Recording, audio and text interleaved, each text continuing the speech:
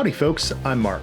I make stuff, and today we're going to be talking about migrating your React apps from React Router v5 to v6.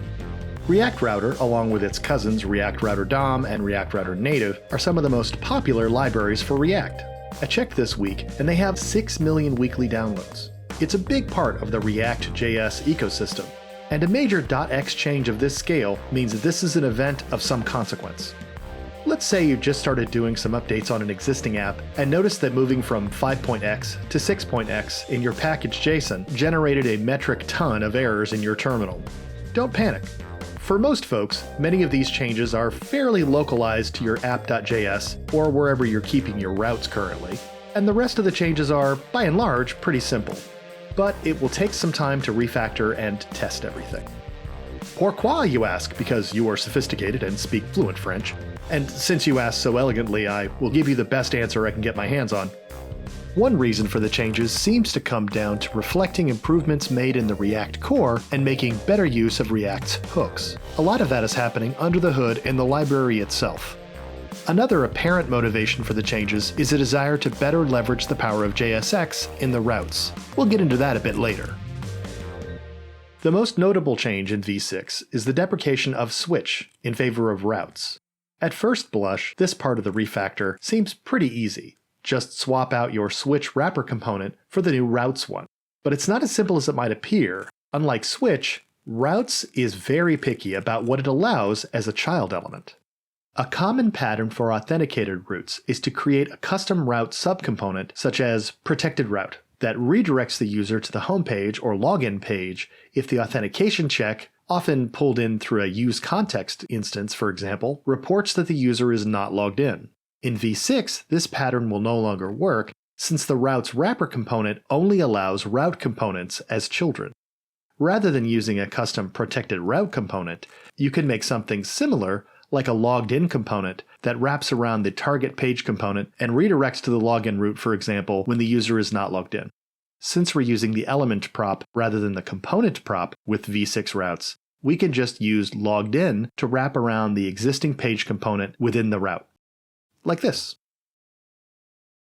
If we wanted, we could add that wrap within the page component itself, but personally I like organizing things in this way so that it's obvious looking at my app.js that these routes are protected and the other routes are not. For apps of sufficient size, it seems like splitting these out into its own routes file and organizing routes by authentication and authorization level would be ideal. What do you think? What's your preferred organization style for routes in React apps? As you may have noticed in the previous example, we are no longer using the component prop in the route component. Instead, we're using the element prop, which allows us to use JSX. The most immediately apparent benefit to this is that it makes passing props a breeze. Previously, you'd need to use the render prop to pass the component and its props, or declare a function for the component with its props and pass it in as the component. Neither method was necessarily bad or difficult to maintain, but given the choice of using the element prop, I definitely go this way. And with v6, the element prop appears to be more readable, and it seems more maintainable in the long run.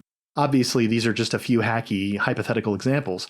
I'm curious about what kind of routes you had set up prior to v6 and how you feel about this change. The element prop in the route existed prior to v6. I think it was introduced in v5.1, and some folks have been using it for a while. I was mostly using the render prop approach, which seemed to work just fine for me, but I do like the element approach better though. Path formats for routes have also changed for v6. This is good news because it brings with it support for a wildcard, as long as that wildcard appears at the end of the path string. It looks like some folks have been using regex-style route paths, and those don't seem to be supported any longer, so this may require more refactoring if you went down that road, but on the bright side, this change does mean that the npm package is smaller as a whole. In previous versions, link components without the leading slashes on the to prop could lead to unpredictable or inconsistent results. For example, if you used to equals foo rather than to equals slash foo, React Router might send you to a different page depending on where you are in the app. If your current path has a trailing slash like /bar/, you would go to a route nested below, such as /bar/foo. But on another page without a trailing slash, you would be sent to the root level, /foo. This ambiguity could, and probably did, leave some users confused. In v6, the behavior of these link to props is consistent across the app and is not dependent on the user's current path within the app. For example, to equals foo would send the user to /foo. For nested routes, a path or to prop without a leading slash would lead to the child route. For example, foo in a nested route under /bar would lead to /bar/foo. In essence, we're ignoring the trailing slashes in the behavior of these links. So you no longer have to comb through your code, making sure the trailing slashes are either there or not there for consistency. They simply no longer matter for this kind of thing. One of the most significant changes in v6 is the deprecation of use history and the redirect component. To offer better performance for apps that use suspense, this pattern has been dropped in favor of use navigate and the navigate component. Redirecting a user programmatically in your app used to involve pulling in use history and pushing a new path onto the history instance. Our newfangled way of doing this is going to look very familiar. Another redirection technique we would use pre-v6 was to employ the redirect component supplied by the library. Now we would use the navigate component to do more or less the same thing. You can now create object-based routes, a list of routes as an array with optional child elements for nesting. With the use routes hook in v6, we can create complex routing fairly easily. This could come in handy for complex dynamic routing.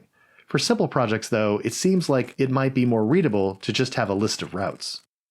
For simple projects that have plans to scale into something more complex, maybe this is a good thing to establish up front. It's up to you. For most of us, the changes for v6 are fairly straightforward. Of course, if your project is well outside the typical use case, the update may require a bit more work. There are other things to consider, and for the full list of changes, check out ReactRouter.com. I'll put a link to their official v5 to v6 guide in the description. So far, my experience with this has been pretty positive. I recently updated a few simple Create React app projects, and the whole thing took very little time. But it's clear that for large, complex projects, the refactoring and regression testing necessary is not insignificant. Still, it seems like it's worth the effort for the performance tweaks and somewhat thinner library. So, what do you think? Are you eager to upgrade and start the year with an up-to-date routing configuration? Or are you sitting at the cool kids table, chuckling to yourself because you build Next.js apps and you don't have to worry about changes to React Router? Oh, I see you over there.